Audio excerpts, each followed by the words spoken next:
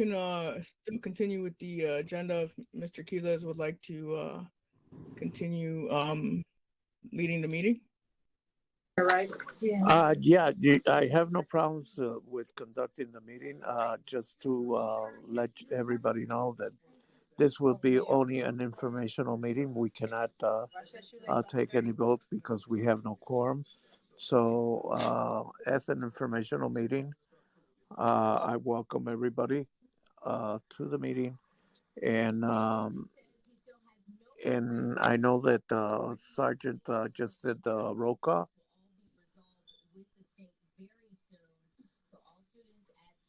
Sergeant, That, that Sergeant. is correct. Yes, we did the roll call. We already did the roll call. Okay, since I don't have the agenda right in front of me, uh, could you guide me through the agenda, Sergeant Davis? Okay, you don't have to because we don't have the we agenda. We can do the uh, public.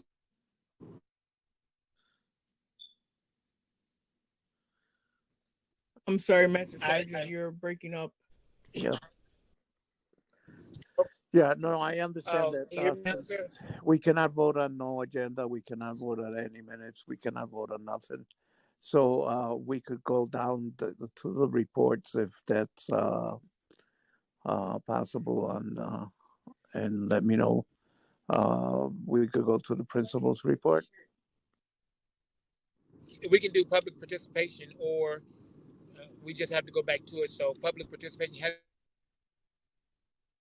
come back on. We can have to open it back up, but we can do public participation at this time. You kids. Okay. Any public participation?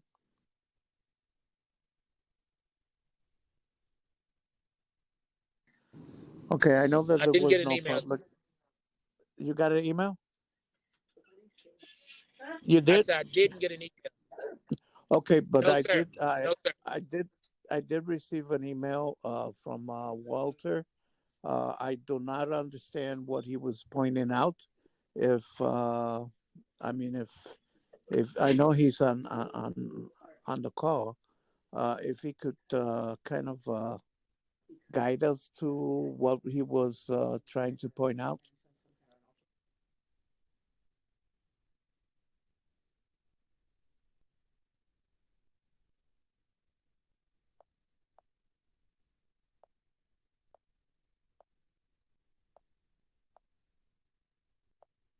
Okay, I actually saw his email.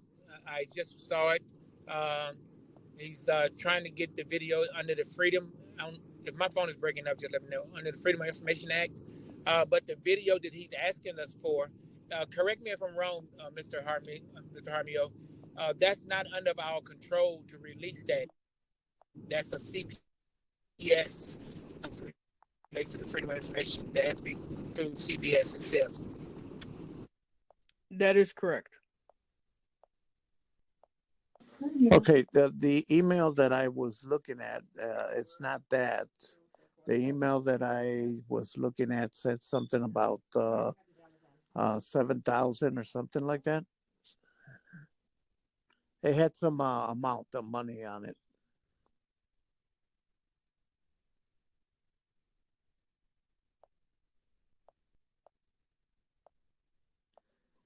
And it would be I nice. think we are talking about the same email. It had 10,000 on it. If that look at the time, if it's 2:37, that is the same email. In its reference to a security video. Yeah, it would be nice if Mr. Walter could open his mic and speak up and put us up to date on whatever it is.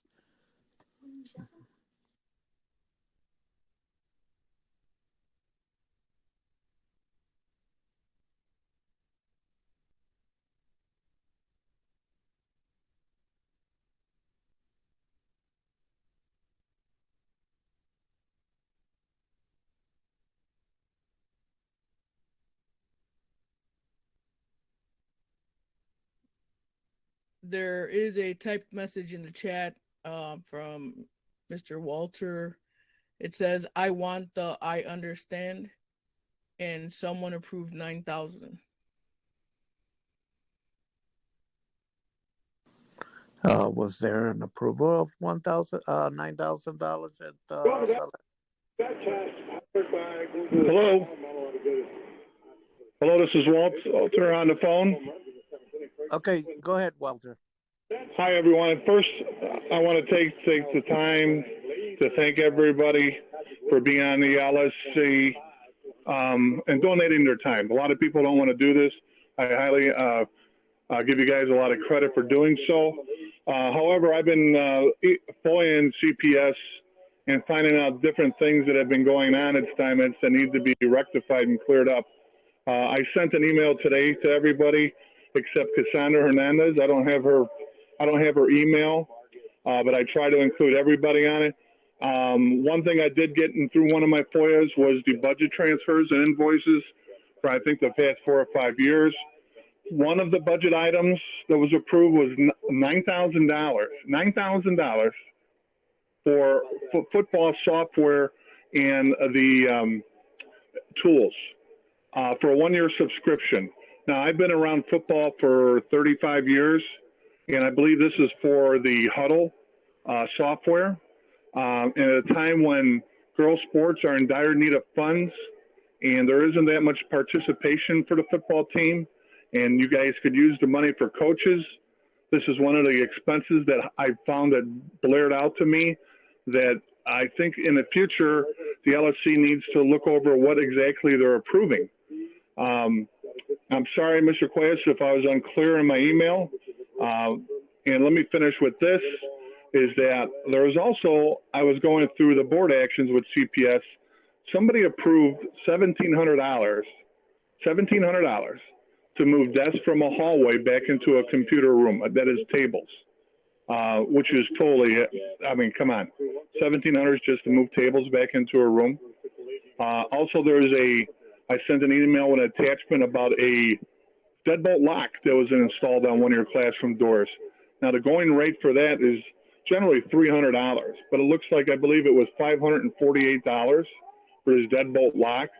So it seems like someone's either overcharging you and going underneath the radar, and you guys not seeing it. But I think in the future, everything needs to be looked at as far as approvals. I have been asking, and I do understand that you guys can't get the tape of the 2011 incident with Mr. Jaramillo involved in the female student, which resulted in a $10,000 settlement. However, it would be for everyone in the community's transparency if the LSC would move to aggressively get that tape. I don't know why that's not being done, and that's why I put everyone's name with a question mark on it. As I said before, I appreciate all you're doing. I know this is an unpaid job each of you are doing. It's a hassle. I mean, you guys, I've been watching the meetings on, what is this, Google Meets or Zoom since I was able to. And there's a lot of money getting wasted or used for expenses that could be used for teaching positions or other budgetary concerns. And lastly, as far in my email to everybody, I ask that you make sure that all the principal contract information is brought out in the meeting and not in closed session. I think, people may not catch this, but I've been posting the meetings on YouTube and on Twitter so people can catch them. I also been posting them on the Montclair and Dunning sites because Steinmetz has students in both areas. So that's what my letter was all about, Mr. Quiles. Okay, I do thank you for taking the time to also pointing out some issues or items that we haven't maybe looked at. I'm gonna go back to my email and find out the dates on this because I really didn't look at the date. That's why I wasn't understanding what it meant. So I'm glad you cleared it out. And to tell you the truth, I really appreciate a second eye of looking at things, because sometimes you're right.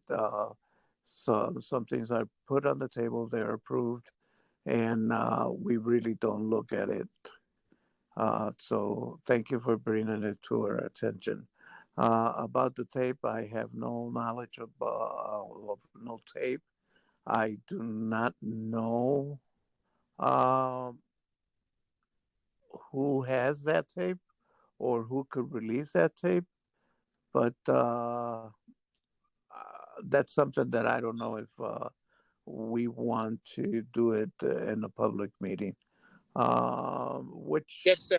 Mr. Quiles. yes, I think sticking with our rule with the no reply, and not that we don't want to reply. I think a full email explanation to he deserved this, Mr. Walter, versus saying things here that is not going to answer all the questions he like because it sticks without the rules that we right, adopted instead of. yes. Yes, that's why I'm kind of trying not to break into violating our own rules of answering some questions that and let me tell you something. I mean, Mr. Walter, I've been in the councils for over 30 years, and the councils that I have served, and we've been real clear. And when somebody brings something to our attention, we like to look into it. I mean, why? Because that's what we're there for, to hear people out. That we could answer your questions. Well, sometimes there's questions that we cannot answer, uh, probably because we weren't at the council at that time. So we have no idea what was going on, but we'll look into it.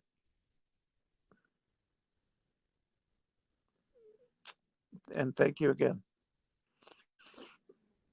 Just for everybody new to the room, this session is being recorded, and Miss Cassandra Hernandez did join us.